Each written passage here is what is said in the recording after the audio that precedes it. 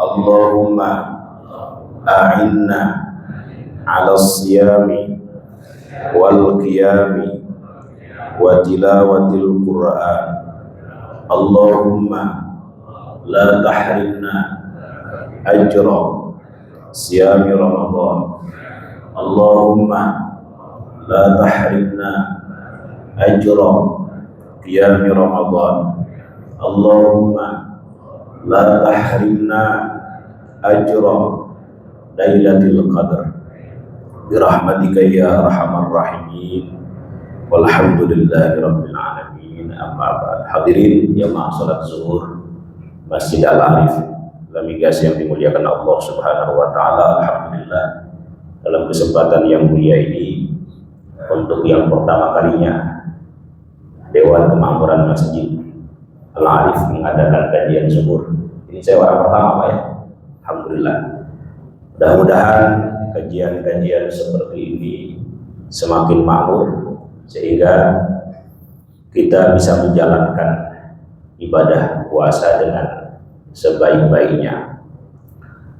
Ibadah tanpa didasari dengan tanggung jawab ilmu, kata Ibnu Ruslan dalam Subhan, mardudah.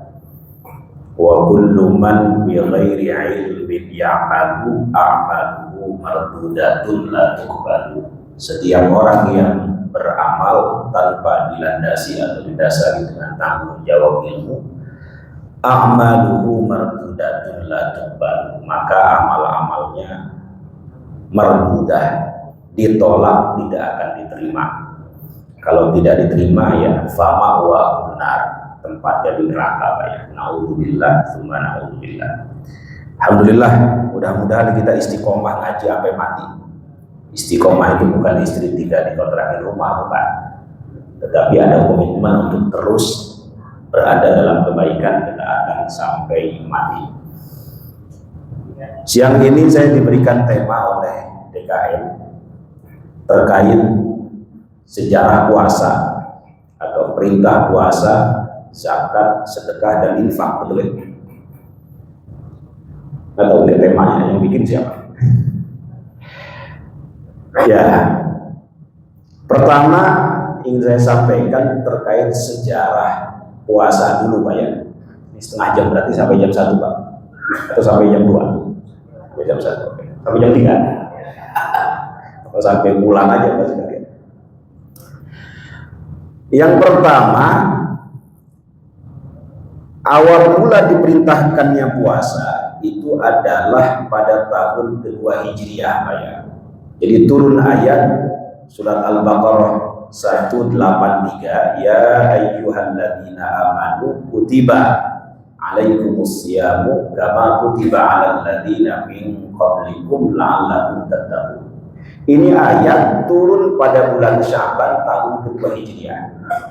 Nah, cuma perintahnya bulan depannya. Saat itu umat Islam berpuasa sembari berperang. Nah, perang kedua yang dilakukan oleh umat Islam saat itu adalah perang Badar.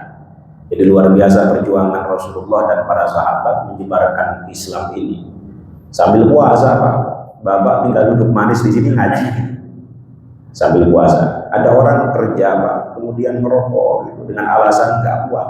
Ya Allah, kita lihat para sahabat dahulu ketika mereka puasa dalam keadaan berperang dan nggak buka, luar biasa. Nah, ayat ini mengisyaratkan kepada kita bahwa ada puasa sebelum Ramadan ini.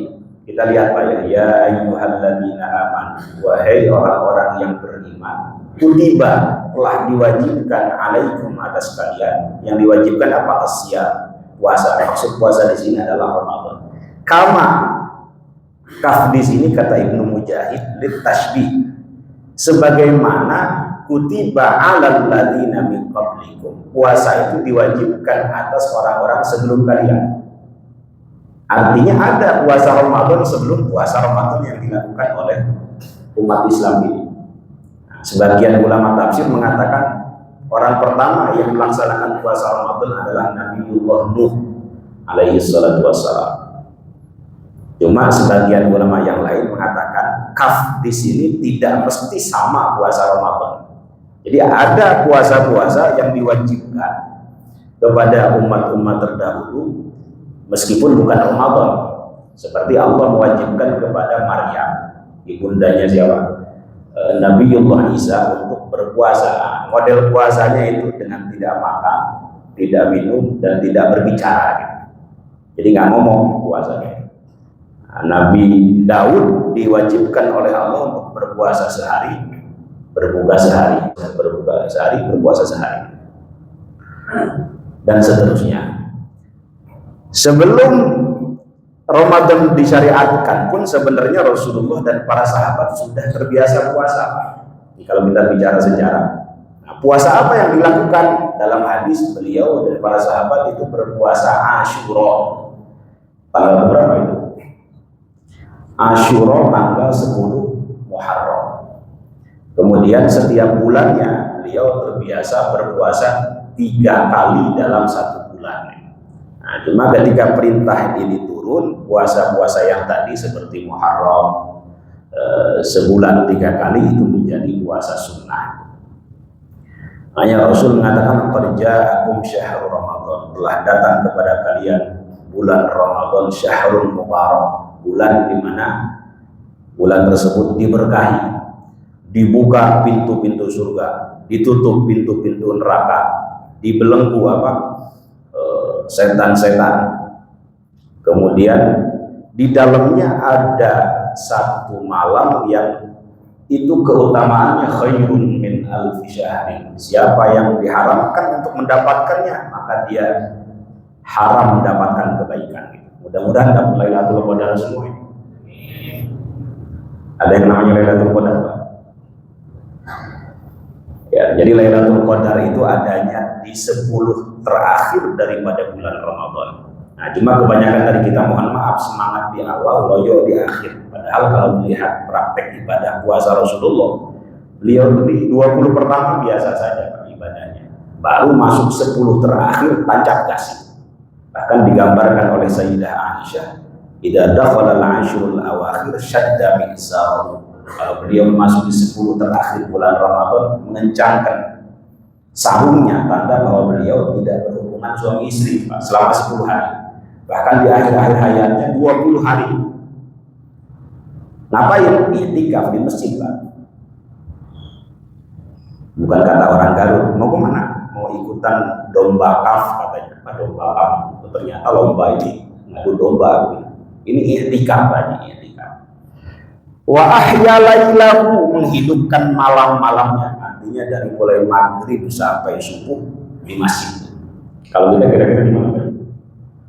Rugi pokoknya kalau di 10 terakhir kita main bola, main futsal, ke mall. Pokoknya itu nomor 2 dulu, malah nomor 17 kalau bisa. Mancing apalagi, udah itu nanti dulu. Pokoknya 10 terakhir itu fokus ibadah. Wa ayqadha ahlahu, bahkan mohon maaf, semua keluarga beliau dibangunkan, hatta yang istihadah sekalipun.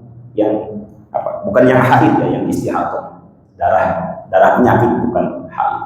Itu dibangunkan oleh Rasulullah untuk ikut i'tikaf di Masjid Nabawi. Dulu belum ada softtek, belum. Pakai kain, dibuntel lah cekurang Sunda. Ditaliin, kemudian sambil bawa baskom, duduk di atas baskom seperti ayam bertelur. Mereka lakukan itu semua tidak lain dan tidak bukan ingin mendapatkan mega bonus Ramadan yang hanya ada pada bulan Ramadan, yaitu di 10 terakhir. Nah, cuma Rasul memang nggak ngasih ketentuan yang jelas di hari apa, meskipun memberikan isyarat di hari-hari ganjil, tapi nggak memastikan. Sengaja biar kita full di 10 terakhir.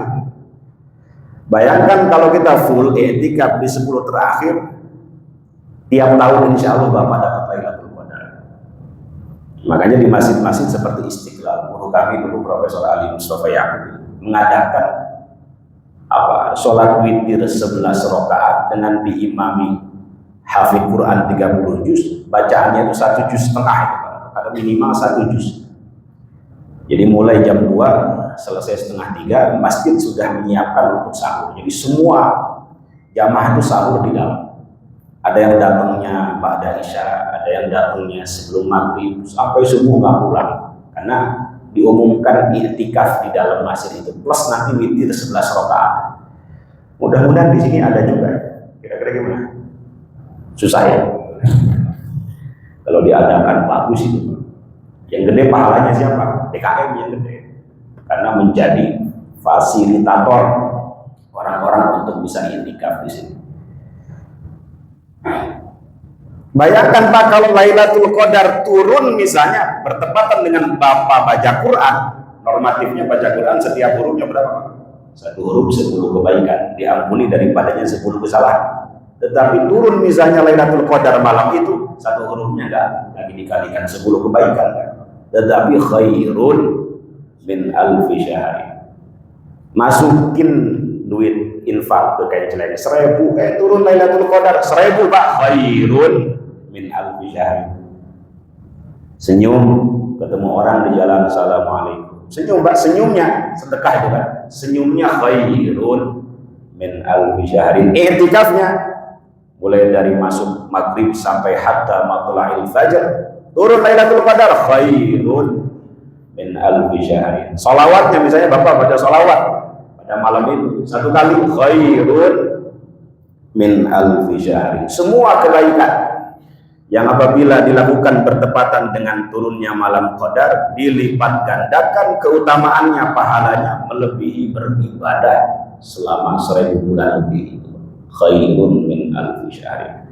Maka rugi bagi kita yang udah usianya pendek-pendek. Kita rata-rata kan mabaina sittina ila sab'in, antara 60 sampai 70 tahun Pak. Jadi siap-siap Bapak yang sekarang usianya sudah 59 tahun, lebih 11 bulan, lebih 29 hari. Kalau nggak pulang dari sini besok kayaknya. Mudah-mudahan husnul khotimah semua. Ya Allah. Pokoknya siap-siap aja, udah kubanan nih, udah. Kemudian giginya udah banyak yang rontok, mata udah mulai remang-remang, ya, jalan udah gagal-leongan, sempoyongan. Nah, itu banyakin jalan kemana kayak bentar lagi soalnya. Ya Allah, ya ini kurang tepatnya sebagian masyarakat kita dalam menjalankan ibadah puasa. Syukur-syukur Bapak semangat di awal, di akhir tambah semangat. Saya beberapa kali ke Papua itu, alhamdulillah pertama kali saya melakukan di Masjid Raya Jayapura, Masjid Raya Baitur Rahim, Qiyamul Lail di 10 terakhir dengan bacaan Al-Quran 1 juz. Sampai sekarang Pak dilakukan. Sampai sekarang dilakukan. Mudah-mudahan dapat jariah saya.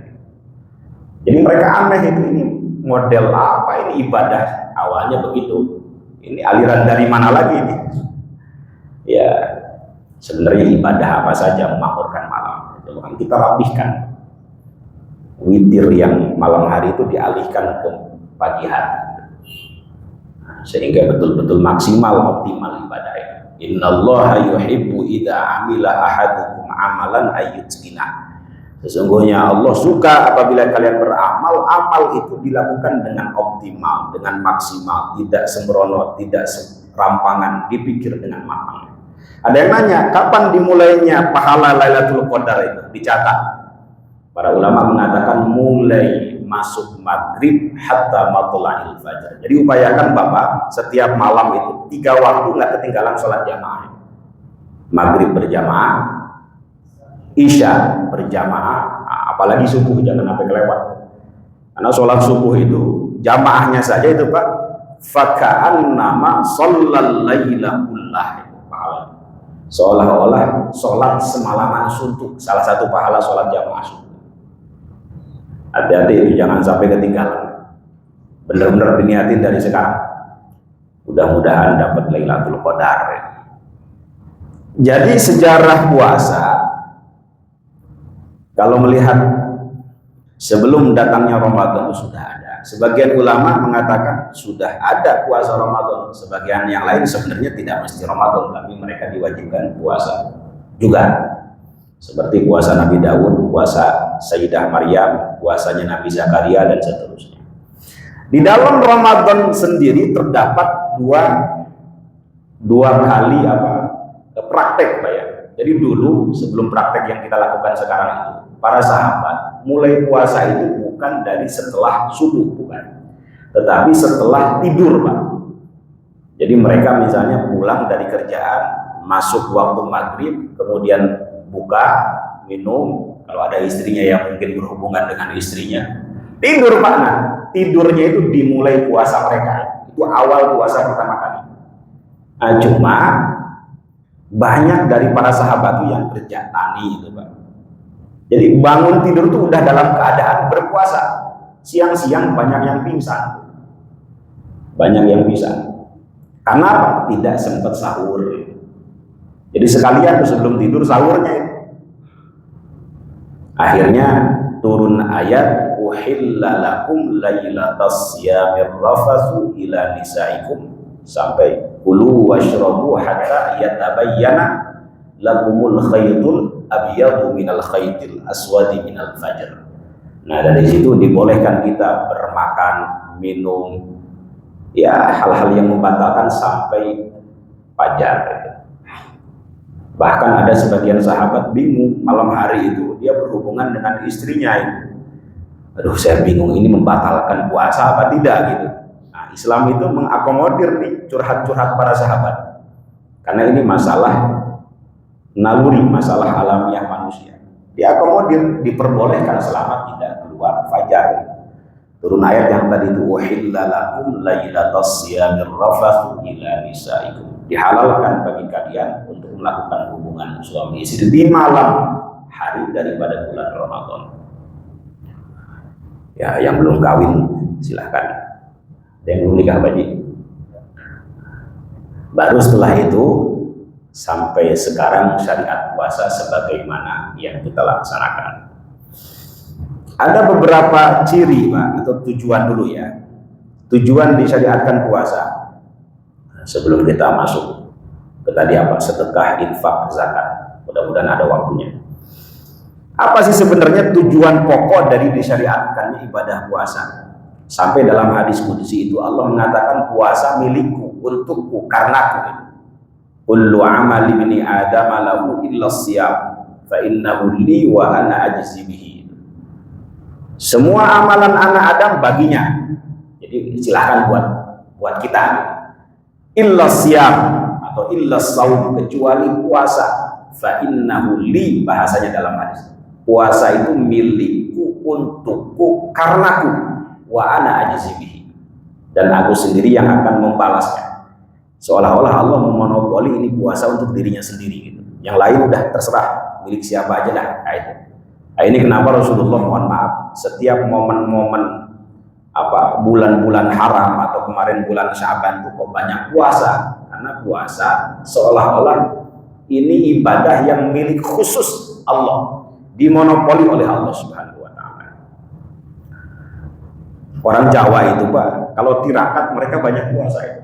Bapak juga kalau mau sakti, meskipun bukan orang alim gitu, bisa melihat orang kasyaf gitu, banyakin puasa. Jadi mereka sakti-sakti itu apa? Banyak puasa. Tapi ya kita puasa bukan buat sakti, Pak ya. Puasa untuk ibadah, melaksanakan perintah Allah Subhanahu wa taala. Ini sebagian orang-orang Kejawen, sebagian orang-orang kalau di Sunda itu wiwitan. Mereka sakti-sakti itu. Ternyata amalannya sama, itu puasa. Ada beberapa ciri atau tipologi dari tujuan disyariatkannya puasa sebagaimana ayat tadi itu. Kama kutiba 'alal ladzina min qablikum la'allakum tattaqun. Agar kalian selalu dan terus-menerus menjadi orang yang bertakwa. Ini tujuan pokoknya. Kenapa kita diperintahkan puasa? Tattaqun. Ini nggak habis-habis ya kita bicara masalah takwa. Tapi nggak apa-apa, Pak ya. Tattaqun itu menggunakan fiil apa, Pak? Fiil mudhari dalam bahasa santri. Kata kerja yang sedang dilakukan dan akan dilakukan. Itu memberikan faidah yufidul istimrar. Artinya yang diharapkan dari ibadah puasa itu ketaatannya tidak hanya dilakukan pada bulan ini saja, tetapi setelah bulan Ramadan, bahkan 11 bulan setelahnya. Karena tattaqun itu fiil mudhari itu, Pak. Kan ada fiil madhi, fiil mudhari, fiil amar. Tattaqun itu kalau kita mau melihat isyaratnya, diharapkan agar bertakwa tidak hanya pada bulan Ramadan, tetapi ya setiap waktu. Nah, di dalam Quran sendiri Allah memberikan isyarat, petunjuk, tipologi, ciri orang-orang yang bertakwa. Mudah-mudahan kita ada di dalamnya nih Pak. Pertama dalam Al-Quran surat Al-Baqarah. Bismillahirrahmanirrahim. Alif Lam Mim. Terus dzalikal kitabu la raiba fihi hudan lil muttaqin. Inilah Alkitab, Al-Quran yang tidak ada keraguan di dalamnya, hudan, diturunkan sebagai petunjuk bagi orang-orang yang bertakwa. Siapa orang-orang yang bertakwa itu? Nah, ini cirinya. Yang pertama, alladzina yu'minuna bil ghaib, sama menggunakan fi'il mudhari', yaitu orang yang selalu dan terus-menerus beriman, percaya kepada yang gaib, kepada Allah, kepada hari akhir, kepada adanya surga, neraka, malaikat, kepada adanya para nabi, para rasul, dan seterusnya. Ini ciri orang yang bertakwa. Yang kedua, wa yuqimunas shalah, sama menggunakan fi'il mudhari', kata kerja yang sedang dilakukan dan akan dilakukan. Menggunakan kata yuqimu, artinya tidak hanya mendirikan sholat, tetapi menegakkan sholat. Nilai-nilai sholat tidak hanya ada di masjid, tetapi ada di kantor, di pabrik, di kebun, di kerjaan, di pasar, dalam ucapan, pergaulan. Itu baru menegakkan sholat. Ada orang STMJ gitu Pak ya, itu belum wa yuqimunas shalah, dia masih mendirikan, baru mendirikan. STMJ itu sholat terus, maksiat jalan. Ada juga yang begitu. Jangan disalahkan sholatnya Pak ya, tapi salahkan mungkin dia cara sholatnya yang belum baik. Karena sholat yang dilakukan dengan baik, memenuhi rukun, syarat, kekhusyuan dan lain sebagainya, itu akan menghindarkan dia dari kemaksiatan sebenarnya. Inna sholata tanha 'anil fahsya'i wal munkar. Nah, kita harus latih itu Pak. Wa yuqimunas shalah, orang yang takwa itu cirinya terus-menerus menegakkan sholat dimanapun dan dalam keadaan apapun. Bahkan satu-satunya ibadah yang tidak boleh ditinggalkan sholat. Zakat Bapak nggak mampu, boleh Bapak nggak zakat. Puasa Bapak nggak mampu atau dalam perjalanan, boleh nggak puasa, diganti nanti di kemudian hari. Atau kalau bagi orang tua itu cukup bayar fidyah. Bapak nggak punya duit, nggak wajib haji Pak. Tapi sholat, Bapak punya duit, nggak punya duit, sakit atau sehat, nggak bisa berdiri ya duduk, nggak bisa duduk ya baring, nggak punya baju sekalipun Bapak misalnya, sholat tetap wajib dilakukan. Satu-satunya ibadah yang nggak boleh ditinggalkan. Nggak punya baju sama sekali, masuk ke dalam kamar Bapak, tutup pintu, matiin lampu, sholat dalam keadaan gundal gandul nggak apa-apa. Dalam keadaan gundal gandul. Kenapa?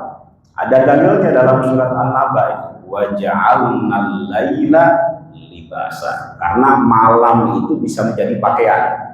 Kalau seandainya nggak punya baju sama sekali, tetap sholat nggak boleh ditinggalin. Oh, siang hari kelihatan gundal gandulnya, masuk ke dalam kolam Bapak. Masuk ke dalam kolam, yang penting pusar sama apa? Lututnya nggak kelihatan, sholat di dalam kolam. Ini saking nggak boleh ditinggalkannya sholat. Oh, kolamnya, deet. Saat bahasa Sunda. Dangkal, kelihatan gundal gandul, sholat tetap wajib ya, tetap wajib dilakukan Pak. Ambil lumpur, balur itu pusar sampai lutut, ditutup sama lumpur, sholat dalam keadaan pakai lumpur. Saking nggak boleh ditinggalkannya sholat. Jadi ini satu-satunya ibadah yang nggak boleh ditinggalkan. Terus wa mimma razaqnahum yunfikun. Udah jam 1 aja nih. Nah, ini baru tadi berkaitan dengan infak sedekahnya. Ciri orang bertakwa itu peduli terhadap sosialnya tinggi. Jadi nggak cuma ibadah untuk diri sendiri saja. Wa mimma razaqnahum yunfikun. Untungnya sebagian Pak ya. Mereka yang selalu dan terus-menerus menginfakkan sebagian, mimma di sini di depan, sebagian hartanya di jalan Allah. Ya, ini ciri orang bertakwa. Kita nggak harus seperti Abu Bakar yang semua hartanya diberikan kepada Rasulullah, kepada Islam. Kita nggak harus seperti Rasulullah, Pak ya. Setiap orang minta dikasih, nggak harus. Kita sebagian aja, biar kita masuk dalam kategori takwa. Kalau Abu Bakar semuanya diberikan, Pak. Sampai Nabi bilang, gimana keluarga kamu? Gimana anak-anak kamu? Jawaban beliau, Allah dan Rasulnya cukup bagi saya. Nah, itu beda levelnya. Makom beliau makanya paling tinggi. Orang paling utama setelah para nabi kan beliau. Karena punya level keimanan yang luar biasa.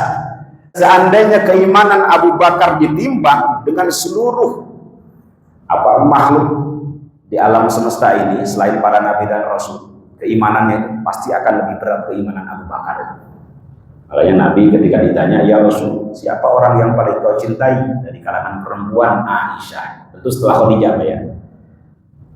Minar rijal, dari kalangan laki-laki siapa? Abuha, bapaknya. Yaitu siapa? Abu Bakar As-Siddiq. Nah, dari sini ulama sepakat orang yang berhak atau pantas menggantikan Rasulullah sepeninggalnya adalah Sayyiduna Abu Bakar As-Siddiq. Ini infak, Pak ya. Ada yang nanya, apa perbedaan infak, sedekah, zakat itu? Ini singkat aja, Pak ya. Infak itu biasanya berkaitan dengan materi, Pak. Duit, emas, perak, tanah, itu infak, Pak. Kalau ada redaksi itu atau Bapak menemukan dalam hadis, dalam literatur Islam, kata-kata infak itu nyuruh kita untuk memberikan sesuatu yang sifatnya materi, duit, emas, perak. Tapi kalau sedekah, Pak, tidak hanya duit, tidak hanya emas, semua kebaikan bisa dikategorikan sebagai sedekah. Senyum di jalan, Pak, dalam hadis tabassumuka fi wajhi akhika shadaqah. Senyum kamu kepada saudaramu itu sedekah. Bacaan tasbih kita dalam hadis sedekah, bacaan subhanallah sedekah, ngangkat barang ke kendaraan temannya sedekah, bahkan berhubungan suami istri sedekah itu. Jadi kebaikan apapun itu bisa dikatakan sedekah. Tapi kalau infak biasanya bentuknya materi. Kan ada yang nanya sahabat itu, ya Rasul, beruntung mereka orang kaya itu. Mereka sholat, kita sholat. Mereka puasa, kita bisa puasa. Tapi mereka pulang dalam keadaan membawa banyak pahala karena bisa berinfak dengan harta-harta mereka. Rasul, yang namanya Rasulullah ya, luar biasa, memberikan ruang kepada sahabat yang gak punya apa-apa. Lah, bukankah bacaan tasbih subhanallah itu sedekah? Bukankah bacaan tahmid alhamdulillah itu sedekah? Bukankah bacaan tahlil la ilaha illallah itu sedekah? Malah dalam satu hadis setiap hari kita mesti bersedekah 360 kali persendian kita. Kita punya berapa persendian, Pak?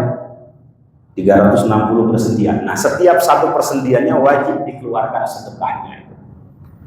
Bagaimana caranya? Kalau Bapak nggak punya duit, syukur-syukur punya duit, Pak, ya, tiap hari dikeluarkan.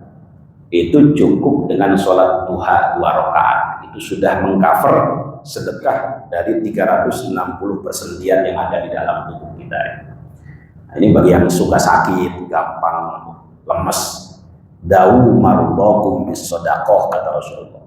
Obati sakit-sakit kalian, lemes-lemes kalian itu dengan banyak bersedekah. Mungkin Bapak jarang sedekah, kenapa banyak sakit? Ini yang keberapa, Pak? Ketiga ciri orang bertakwa ya. Kalau zakat, nah ini zakat diwajibkannya sama ketika bulan Ramadan tahun ketiga Hijriah. Kalau zakat kewajiban yang itu biasanya memenuhi nisab dan haul. Kalau zakat wajib, yang susah itu sedekah sama infak. Yang kita nggak diwajibkan, tapi kita mau mengeluarkan. Kalau zakat kan wajib, nggak dikeluarkan dosa, Bapak. Itu nanti ada ukurannya, ada takarannya. Zakat mal seperti apa, zakat fitri seperti apa, zakat tumbuhan seperti apa, Bapak punya hewan ribuan, zakatnya seperti apa, sudah ada takaran. Nah, yang sulit itu yang setiap hari ini, Pak. Rasul itu mohon maaf nyuruh sahabat untuk sedekah, infak, itu bukan beliau ngemis sebenarnya, bukan. Tapi ngajarin kita bahwa apa yang kita kumpulkan di dunia ini lama-lama akan habis, Pak. Ayo para sahabat sedekah. Kan ada satu sahabat yang senang banget sedekah, itu siapa namanya? Utsman ibnu Affan atau Abdurrahman bin Auf. yang gak habis-habis kekayaannya karena hobinya sedekah. Bukan beliau ngemis, ayo sedekah, bukan, tapi ngajarin kita bahwa apa yang kita kumpulkan ini lama-lama akan habis. Cuma pertanyaannya, habisnya kemana, ditinggalkannya untuk apa, itu dulu Pak. Nah, untuk mendeteksi, kata para ulama, apakah harta kita ini baik atau buruk, habisnya untuk apa, lihat aja Pak, ditinggalkannya kemana. Kalau habisnya untuk hal-hal yang baik, insya Allah harta kita baik. Cara mendeteksinya begitu. Kalau habisnya atau ditinggalkannya untuk hal-hal yang tidak bermanfaat, ngadu ayam, main burung, ngadu domba misalnya, temen di Garut tempat saya. Nah itu jangan-jangan hartanya tidak baik. Karena innallaha thayyibun la yaqbalu illa thayyiban. Allah itu zat yang maha baik, tidak menerima kecuali sesuatu yang baik. Jadi ketika harta kita dialihkan kepada hal-hal yang baik, Allah pengen kita ini pertama menjadi orang baik, harta kita juga baik. Jadi cara mendeteksinya seperti itu. Selain itu, di antara keutamaan sedekah adalah tudfi'u ghadabar rabb wa tadfa'u mitatassu dalam hadis. Dapat memadamkan kemurkaan Allah dan menghindarkan pelakunya dari kematian yang buruk. Jadi kalau pengen matinya husnul khotimah, banyak-banyak sedekah. Bahkan orang yang sudah mati sekalipun itu pengen dibangunkan kembali itu Pak. Satu saja yang mereka lakukan, ingin mereka lakukan, fa'as-saddaqah wa akun minas sholihin. Ingin bersedekah dan ingin menjadi orang yang baik, yang soleh. Yang keempat, walladzina yu'minuna bima unzila ilaika wa ma unzila min qablik wa bil akhirati hum yuqinun. Jadi beriman kepada Al-Quran, Zabur, Taurat, Injil, dan kepada kitab-kitab seperti Suhuf Ibrahim dan Musa. Wabil akhirati hum yuqinun, ciri orang bertakwa selanjutnya adalah kepada hari akhir dia terus-menerus meyakini. Ada orang mohon maaf nggak percaya Pak adanya balasan kubur, adanya surga, adanya neraka. Ya udah kalau mati aja, ada yang begitu. Nah, orang yang bertakwa nggak begitu. Bapak capek-capek duduk di sini, capek-capek tahajud, capek-capek baca Quran hatam sebulan 30 kali misalnya. Karena Bapak percaya nanti akan ada balasannya kan gitu kan. Nanti akan ada hasilnya di akhirat. Nah, orang bertakwa begitu, beramal itu ingin mendapatkan hasil nanti di akhirat. Wabil akhirati hum yuqinun, kepada hari akhirat mereka terus-menerus meyakini akan adanya balasan. Itu dalam surat Al-Baqarah. Mudah-mudahan saya ada jadwal lagi di sini. Ada satu lagi tipologi atau ciri orang-orang bertakwa itu dalam surat Ali Imran. Wasari'u ila magfiratin min rabbikum wa jannatin. Ini kalau dijelasin sampai jam 2 nggak selesai ya. Gimana Ustaz? Nah, mudah-mudahan bisa nyambung lagi dah. Ini Bapak ini diam ini ngantuk, lapar, khusyuk atau terpesona dengan saya. Dan mudah-mudahan tambah semangat puasanya nih Pak ya. Hatam Quran target saya harus hatam misalnya. Nah, kalau Imam Syafi'i sebulan 60 kali Pak hatamnya Imam Syafi'i. Wa huwa fi shalah.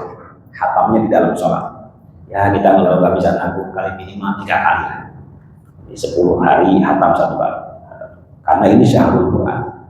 Mohon maaf kata para ulama Pak, Ramadan sebenarnya bulan biasa. Ramadan ini sebenarnya bulan biasa.